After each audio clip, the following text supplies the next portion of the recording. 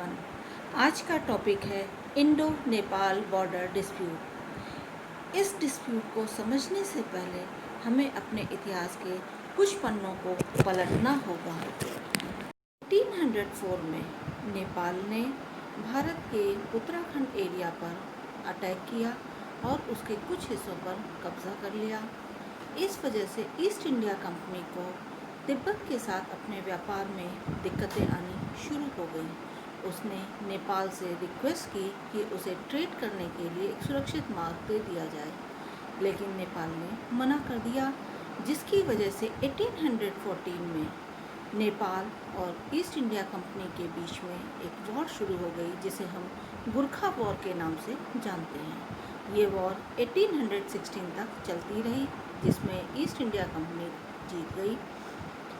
1816 में east India company और नेपाल के बीच में सुगौली की ट्रीटी हुई। इस ट्रीटी में डिसाइड किया गया कि जो ईस्टर्न बाउंड्री नेपाल की होगी वो मेची रिवर होगी और वेस्टर्न बाउंड्री महाकाली रिवर को बनाया गया।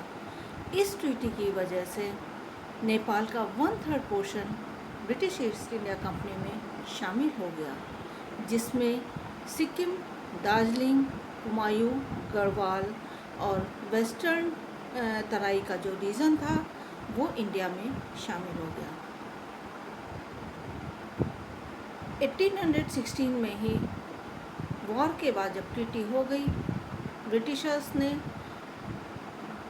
महाकाली रिवर की जो मेन स्ट्रीम थी उसको इंडिया और नेपाल के बीच का बॉर्डर डिसाइड किया था, पर अपने ट्रेड के हितों को देखते हुए उसने बाद में डिसाइड किया कि जो पतली धारा जा रही है महाकाली रिवर की, वो भारत और नेपाल के बीच में एक बॉर्डर का काम करेगी। इस वजह से लिम्पियादुरी, लिपुलेख पास और काला पानी का एरिया इंडिया में शामिल हो गया। ब्रिटिशर्स ने वेस्टर्न तराई का जो रीजन इंडिया में शामिल किया था वो नेपाल को उसने वापस कर दिया, क्योंकि वहाँ उसे कंट्रोल करना थोड़ा मुश्किल हो रहा था। और ये डिसाइड हुआ दोनों के बीच में कि जो गंडक रिवर है वो नेपाल और ईस्ट इंडिया कंपनी के बीच में एक सीमा रेखा का काम करेगी।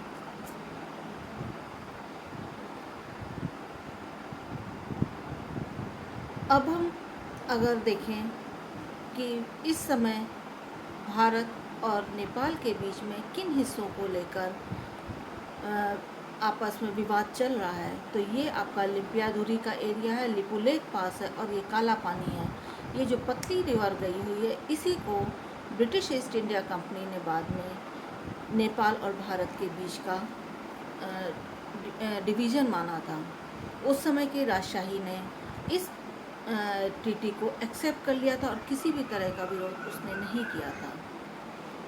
उसको लगा ये एक छोटा सा एरिया, इसके लिए आपस में क्या लड़ाई की जाए, और उसने ब्रिटिश ईस्ट इंडिया कंपनी के इस फैसले को स्वीकार कर लिया। हैं दूसरे डिस्प्यूटेड एरिया पर, ये है सुस्ता का एरिया। जब अंग्रेज़ों ने वेस्टर्न तराई का क्षेत्र नेपाल को वापस किया, उस समय उन्होंने गंडक को दोनों देशों की सीमा रेखा निर्धारित किया, जिसकी वजह से सुस्ता नेपाल में शामिल था, क्योंकि ये गंडक के ईस्ट में पड़ता था। लेकिन 1860 में गंडक ने अपना कोस्ट चेंज कर लिया, जिसकी वजह से सुस्ता वेस्ट में आ गया और अंग्रेज़ों ने इसे भारत में मिला लिया। उस समय की राजशाही ने इस फैसले पर कोई ऐतराज़ नहीं किया और उन्होंने अंग्रेज़ों के इस फैसले को मान्य कर दिया। उसके बाद जब भारत स्वतंत्र हुआ और नेपाल और भारत के बीच का जो संबंध था वो उतनी ही प्रगाढ़ता से बना रहा। दोनों के बीच में इन एरियाज़ को लेकर कभी कोई डिस्प्यूट नहीं उठा।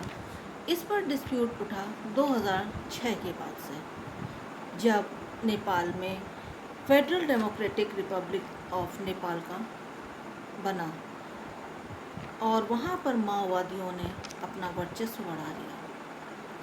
उन लोगों ने इन एरियाज़ को लेकर अपना दावा करना शुरू कर दिया।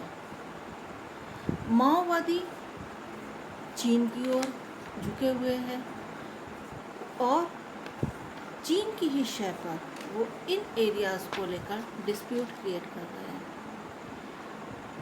चीन काठमांडू को तिब्बत से जोड़कर अपने मिलिट्री कैंप को भी बढ़ाना चाहता है।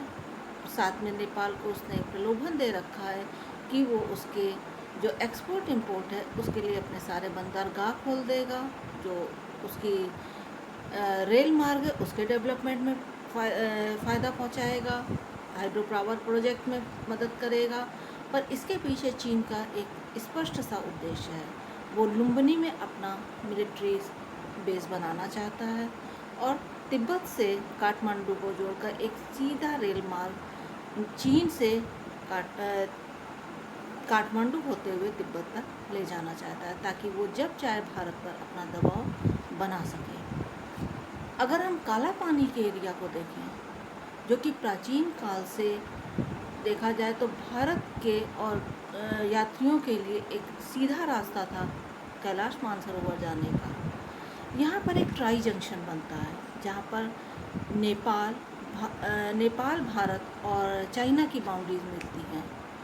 अगर हम नेपाल के दावे को एक्सेप्ट करते हैं तो चाइना का प्रभाव काला पानी क्षेत्र तक आ जाएगा और ये इंडिया के लिए एक ख़राब सिचुएशन होगी अपनी सुरक्षा को लेकर। और नेपाल इसी तरीके की एक स्थिति क्रिएट करने में लगा हुआ है चाइना की शय पर। अगर हम नेपाल के इस दावे को मान लें तो इस तरह तो बहुत सी कंट्रीज़ अपने दावे पेश कर सकती हैं, क्योंकि अगर 100-200 साल पहले किसी देश में कोई एक हिस्सा शामिल था, बाद में समय के साथ कोई युद्ध हुआ या कोई ट्रीटी हुई, वो हिस्सा दूसरे देश में शामिल हो गया। जैसे जर्मनी और फ्रांस के बीच में कुछ एरियाज़ हैं जो सेकेंड वर्ल्ड वॉर के पहले जर्मनी में थे, सेकेंड वर्ल्ड वॉर के बाद वो फ्रांस में शामिल हो गए। अगर इस तरह का दावा वहाँ पर होने लगे तो इस तरह तो वर्ल्ड पीस की धज्जियाँ ही उड़ जाएंगी और सभी देश आपस में एक दूसरे से बाउंड्रीज़ को लेकर डिस्प्यूट करने लगेंगे। आगे भारत और नेपाल के बीच में इस डिस्प्यूटेड एरिया को लेकर क्या फ़ैसला होता है, ये आगे आने वाली सरकार के फैसलों पर, उनकी मंत्रणा पर निर्भर करता है। और वर्ल्ड पीस को देखते हुए मेरा मानना है कि नेपाल को अपने इस दावे को छोड़ देना चाहिए। जो एरिया 100-200 साल से भारत का हिस्सा, अभिन्न हिस्सा रहा है, उसको अब अपने हिस्से में शामिल करना नेपाल की भारी गलती है और उसको लग रहा है कि वो इंडिया से संपर्क तोड़कर चाइना के ज़्यादा करीब जा सकता है। तो ये उसकी एक भारी भूल है, क्योंकि चाइना का एक सीधा साधा सा एजेंडा है विस्तारवादी नीति, जिसके तहत वो हर क्षेत्र पर अपना प्रभाव जमाना चाहता है। मेरा ये टॉपिक यहीं पर ख़त्म होता है। आपको मेरा ये टॉपिक कैसा लगा मेरे कमेंट बॉक्स में जाकर ज़रूर लिखें, अपने व्यूज़ दें और अगर आपको मेरा ये वीडियो अच्छा लगा है तो इसे प्लीज़ शेयर कीजिए, लाइक कीजिए और सब्सक्राइब कीजिए। Thank you.